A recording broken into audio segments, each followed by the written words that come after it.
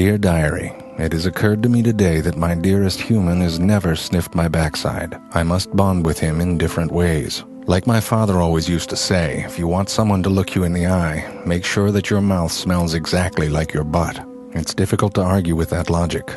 And so I have eaten some rotting earthworms in preparation for my dear human's return, as well as one of his socks.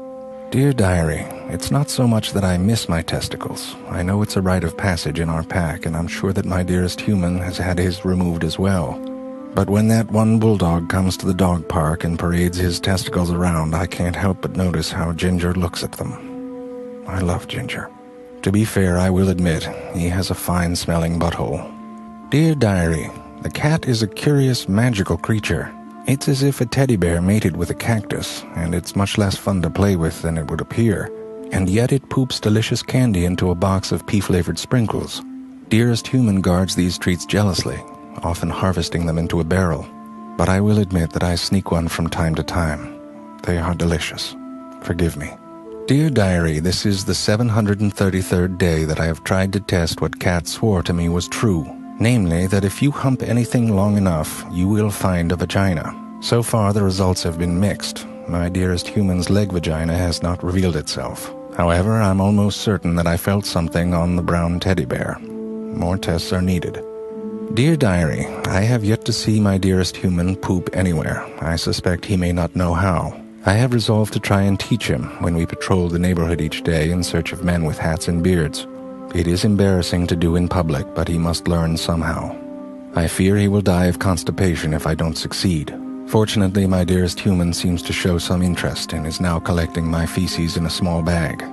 Soon. Dear Diary, I must be more careful when licking my genitals. My dearest human seems sensitive about it, most likely because he's incapable of licking his own.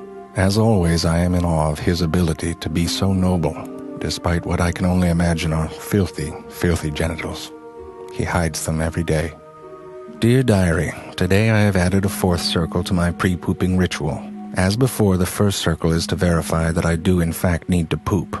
The second is to check for gremlins and men with beards and hats. The third is to re-verify my need for pooping. And now the fourth is to honor my newly deceased toy. Stuffed llama, rest in peace. I didn't mean to shake your head off. Dear Diary, I told the cat about how my dearest human has promoted me, teaching me to shake so I can participate in his business dealings. However, Cat pointed out that I'm often unaware of what I'm shaking on.